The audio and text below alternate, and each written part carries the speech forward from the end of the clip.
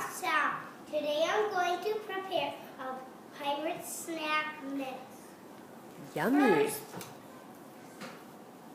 pour in the pirate smoothie.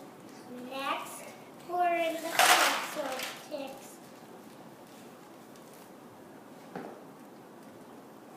Next, pour in the cocoa puffs.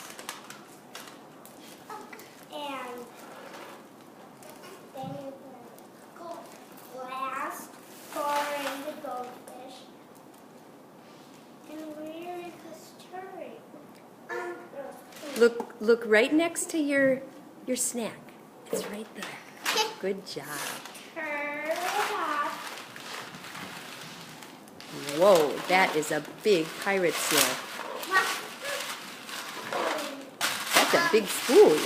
And last, eat it. And can you eat it in any order that you want? Pick out your favorites. How does it taste, Chef Sal? Any way I want. Oh, you can eat it any way you want it?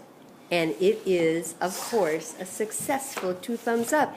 And I heard Chef Sal use the words first and next and last, and he spoke loudly and clearly and slowly. Let's give Chef Sal a big round of applause. And who wants to eat a pirate snack?